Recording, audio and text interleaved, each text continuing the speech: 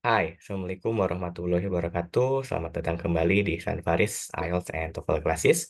Kali ini kita akan melanjutkan pembahasan IELTS Reading Practice dari buku Cambridge IELTS 17, tes 4, passage yang kedua. Terakhir kita membahas yang passage satunya yang berjudul Bats to the Rescue. Sekarang kita akan membahas yang passage 2-nya.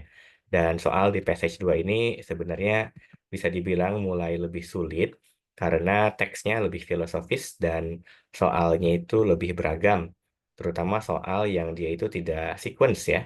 Seperti misalkan di sini kita akan mengerjakan soal matching information.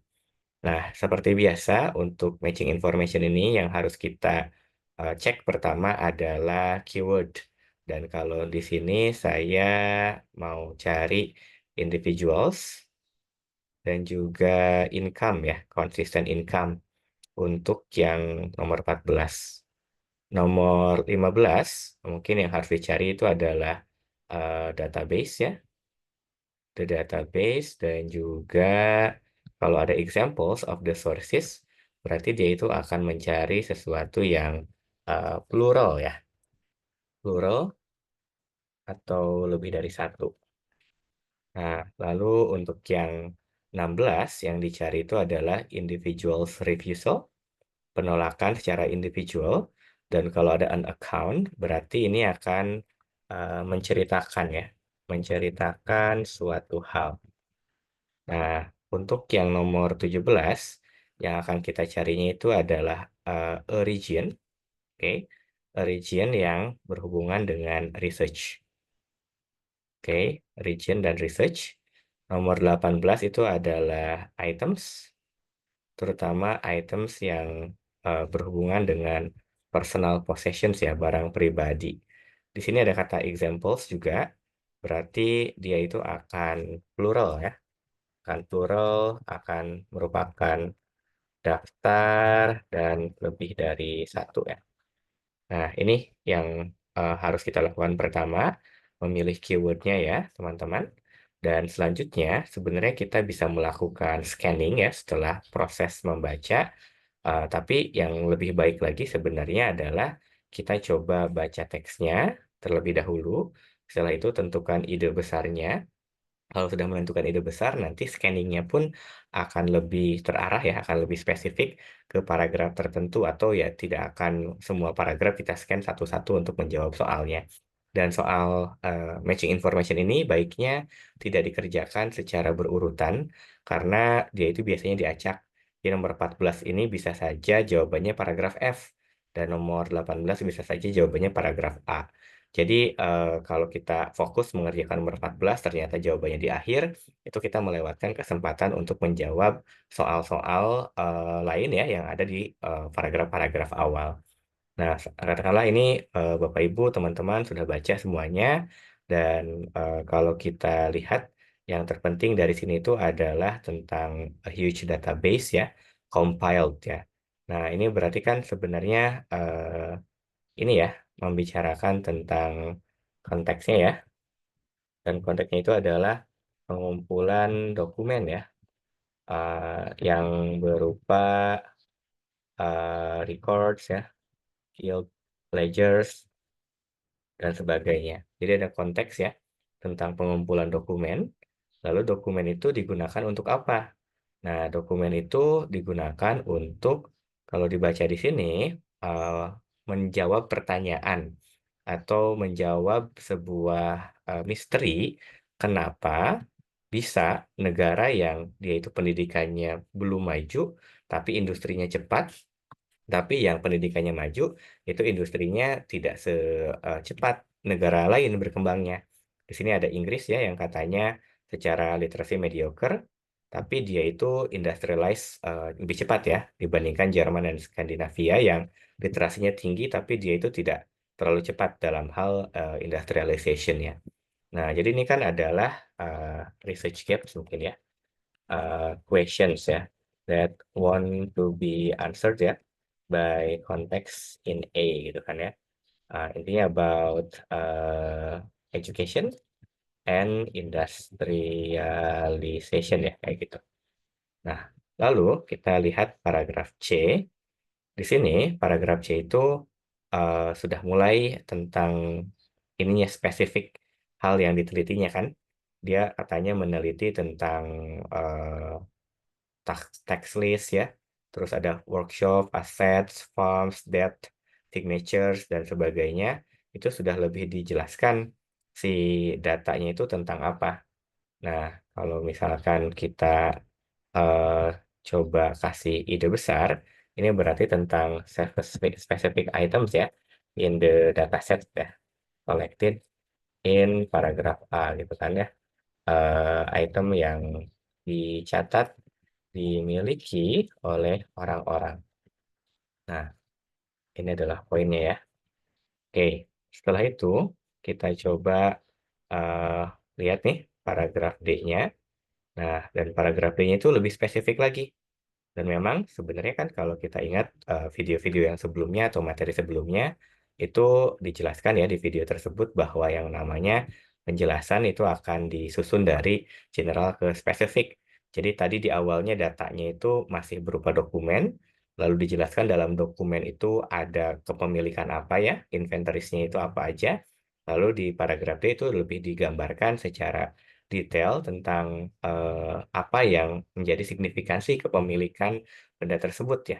Nah, ini sudah berbicara cerita ya, sampel tertentu Anna Regina, Magdalena Ritmulerin gitu kan ya, itu adalah pemilik inventory-nya ya, cerita tentang pemilik inventory yang disebutkan di paragraf sebelumnya serta signifikansi ya si dari inventory tersebut ya. Nah, ini eh, paragraf D-nya. Lalu karena ini adalah sebuah research ya, katanya tuh data gathering phase of the project has been completed. Dan di sini mulai diceritakan apakah ada hubungan antara kepemilikan benda tertentu dengan pendidikan ya, dan juga tentang ekonomi kayak gitu kan ya. Nah, di sini berarti kan sudah mulai ada semacam analisis ya. Karena kan setelah data gathering biasanya juga memang analisis, berarti analisis atau judgment tentang eh, data yang dikumpulkan. Dan kalau misalkan kita lihat ya di sini pertanyaan-pertanyaannya atau analisis-analisisnya itu adalah tentang threshold levelnya, apakah orang ini disebut kaya atau tidak gitu kan ya. Terus juga eh, discover tentang apakah education itu berhubungan dengan ini ya pertanian gitu kan ya, atau bagaimana mereka itu mengadopsi inovasi-inovasi dalam industri gitu kan, itu mulai mulai dihubungkan gitu kan ya, mulai dianalisis. Nah, paragraf F ya, di sini itu sudah mulai ada eh, semacam discussions-nya ya, atau findings-nya ya. Dan sebenarnya di sini kita bisa temukan bahwa eh, bahwa yang namanya relationship between education and economic growth is far from straightforward. Intinya itu kan ya. Pertama, bahwa secara hasil dia itu nggak bisa langsung diterjemahkan. Terus yang kedua, ini juga sebenarnya sudah dijelaskan ya bahwa ini ada barrier yang lain yang bisa membuat education itu meningkatkan ekonomi. Nah, eh, di sini ada penjelasan secara spesifiknya bahwa can fail to deliver academic growth if restrictions block people gitu kan ya. Jadi kalau pendidikan itu maju tapi tetap ditahan ya oleh sekelompok orang untuk menggunakan pendidikan tersebut untuk meningkatkan ekonomi lebih produktif ya, itu katanya akan percuma ya gitu kan ya. Nah, jadi intinya ini adalah sebuah findings ya, sebuah hasilnya. Nah, ini findings uh, of the research ya on the relations between education and economy. Nah, kalau misalkan kita telaah ya, jadi sebenarnya teks ini tuh berbicara kurang lebih seperti ini. Ada orang nih ngumpulin database tentang kepemilikan sebuah benda ya, terutama benda-benda yang menunjukkan literasi atau benda-benda yang menunjukkan status ekonomi. Nah, ini tuh kenapa dikumpulkan? Karena ada sebuah keanehan. Anehnya adalah Inggris yang dulu pendidikannya nggak begitu maju, industrinya bisa cepat maju. Tapi Jerman dan juga Scandinavian countries yang educationnya lebih maju, ternyata si ekonominya nggak semaju Inggris gitu kan. Nah, di sini kita lihat nih barang-barang yang dimiliki oleh orang-orang. Apakah barang-barang yang dimiliki oleh orang-orang itu satu akan terus dimiliki oleh generasi penerusnya. Jadi bisa disimpulkan bahwa yang namanya ekonomi atau kepemilikan sesuatu barang berharga itu konstan ya, wealth-nya itu konstan. Terus yang kedua adalah bahwa barang-barang ini bercerita ya tentang peningkatan gitu kan ya, si status ekonomi dari seseorang. Dan paragraf D menceritakan kalau paragraf C itu lebih spesifik membicarakan apa yang dimiliki oleh masyarakat saat itu, paragraf D lebih detail menceritakan tentang orang-orang yang punya education, punya barang-barang tertentu yang menunjukkan bahwa mereka literate itu mengalami apa saja. Dan ternyata yang dialaminya itu adalah justru orang-orang yang punya pendidikan terkesan malah ini ya dikucilkan ya, dihukum gitu kan ya karena mencoba untuk berbeda. Nah, dihukumnya itu oleh orang-orang yang punya economic power atau kekuasaan saat itu seperti guild ya. Guild itu yang mungkin semacam lembaga ya yang mengatur tentang pekerjaan tertentu. Misalkan di sini tentang ini ya menjahit gitu kan ya. Jadi menjahit aja katanya nggak boleh secara berbeda gitu kan ya dengan guildnya. Dari sini dijelaskan nama-nama orang tertentu kan, dan itu berarti sudah sangat spesifik, sudah sangat vivid ya ceritanya. Nah, di sini lalu dijelaskan bahwa em, apa sih hasilnya itu seperti apa. Nah, hasilnya itu pertama harus mempertimbangkan bahwa yang namanya pendidikan itu baru bisa dianggap meningkatkan ekonomi kalau misalkan si ekonominya itu atau si wealth-nya itu konstan. Jadi si eh, generasi-generasi penerus eh, seseorang itu ya, itu bisa tetap kaya gitu kan ya, sekaya atau mungkin lebih kaya dari orang tuanya gitu. Dan yang F itu akhirnya disimpulkan bahwa yang namanya pendidikan nggak langsung bisa meningkatkan ekonomi seseorang, terutama ketika mereka itu diblok gitu untuk bisa menggunakan pendidikan mereka secara produktif ya. Eh, Misalkan ya kayak kalau dalam konteks kita misalkan mau kerja tapi tetap pada akhirnya bukan pendidikan yang utama tapi yang penting orang dalam gitu kan ya, atau misalkan mau kerja tapi tidak boleh berinovasi karena generasi-generasi yang sebelumnya yang menguasai uh, production ya gitu itu melarang untuk penggunaan hal-hal baru walaupun justru itu lebih baik gitu. Nah, kalau misalkan kita lihat di sini 14 sampai 18, kita bisa lihat bahwa keyword-keyword itu tadi disebutkan ya dalam paragrafnya. Dan saya pikir ada beberapa soal yang mudah dikerjakan karena dia itu sangat jelas keywordnya dan ada yang mungkin lebih sulit dikerjakan. Di sini beruntung bahwa A sampai F ini tidak ada huruf yang bisa digunakan lebih dari satu kali. Jadi kalau misalkan satu sudah digunakan, berarti kalau kita yakin itu sudah benar, tidak perlu mengulangi atau bingung lagi apakah ini akan digunakan di nomor lain atau tidak gitu kan ya. Nah, jadi bisa kita pilih dulu soal yang paling mudah, yang paling jelas. Misalkan adalah penjelasan tentang database ya.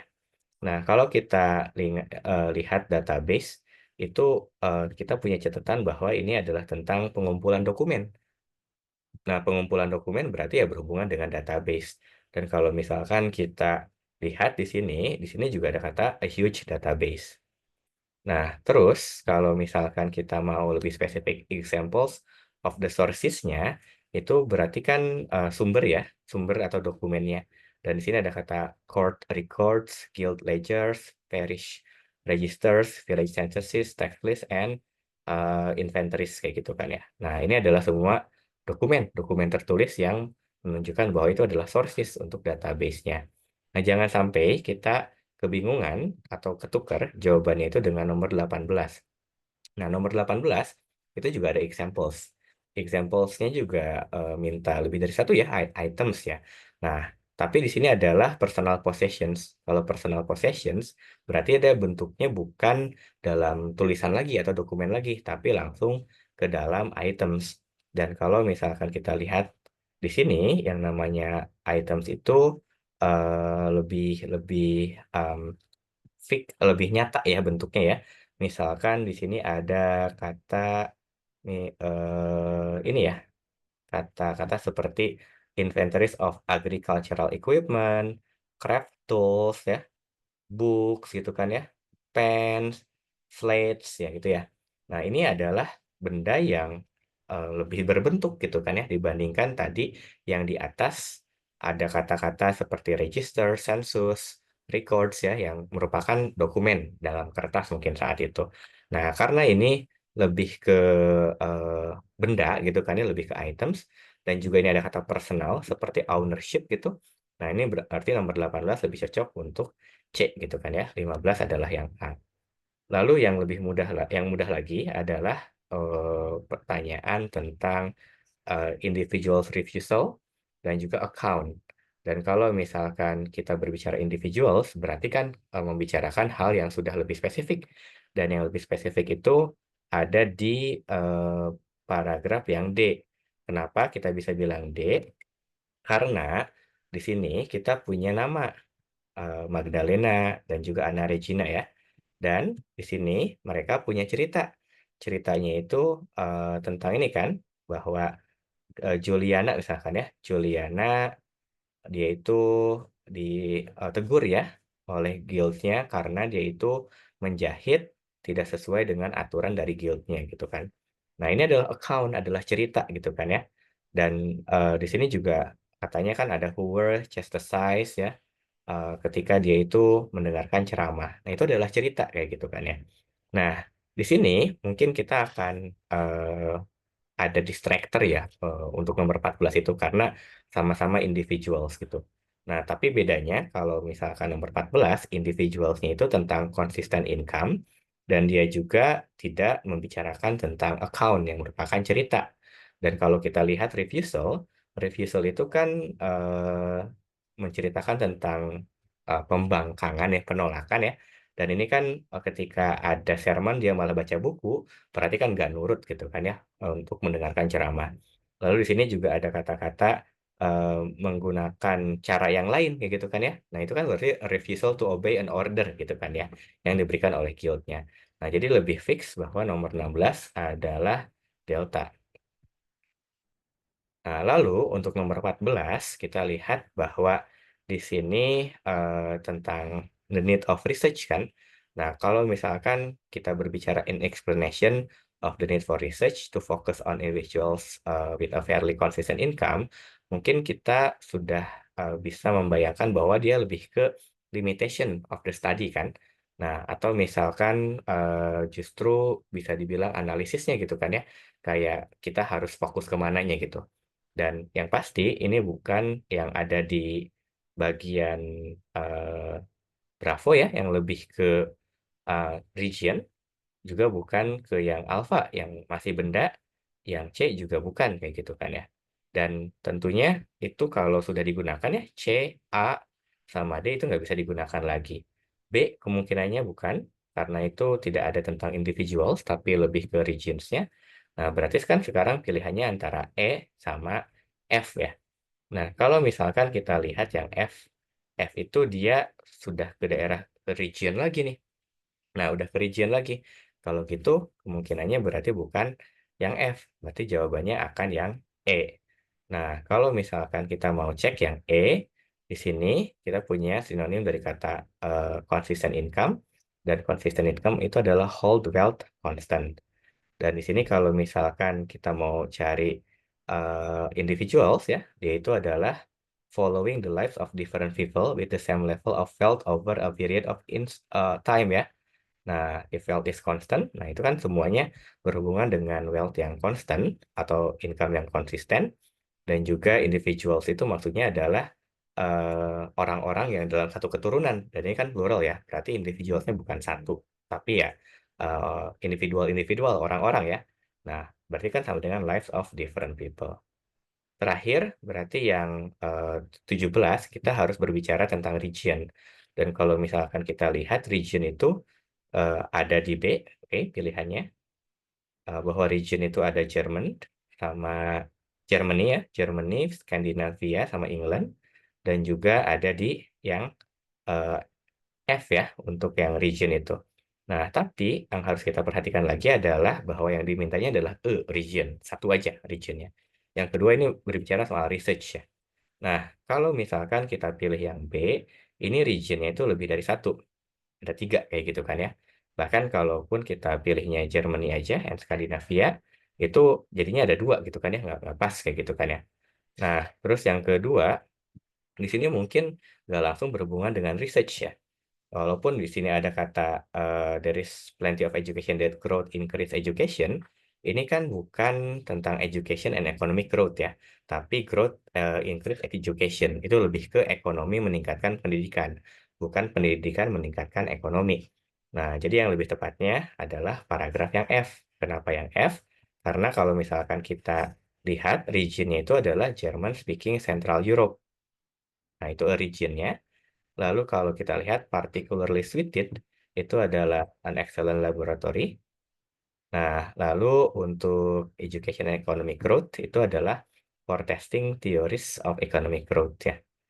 Nah, di sini eh, ada kata book ownership ya yang tentang education dan juga yet the region remain poor yang tentang ekonominya. Dan ini hanya satu kan, hanya German speaking Central Europe ya regionnya. Dan terpenting sih adalah excellent laboratorinya ya, particularly cited ya, to research gitu kan ya. Oke, kalau kita cek jawabannya, ini hanya bagian nomor berapa tadi, 14 sampai, oh 17 kita lupa ngisi ya. Nah, harusnya yang F ya tadi ya. Nah, ya 17 kita ngisi F, tapi saya tadi lupa ngeklik, jadinya dikosongkan ya. Nah, ini 17 betul ya jawabannya yang F. Dan ya, seperti itu mungkin teman-teman. Jadi sebenarnya prosesnya bisa dengan scanning, tapi saya selalu menyarankan kita melakukan mapping ya untuk narrow down di bagian mana kita harus scanning. Jadi benar-benar harus paham ide setiap paragraf itu apa. Jadi untuk memahaminya kita harus latihan matching headings lagi ya sebenarnya. Mungkin itu saja untuk pembahasan kali ini. Nanti akan saya lanjutkan untuk pembahasan nomor 19 sampai 26 berarti ya. Sampai jumpa di video berikutnya.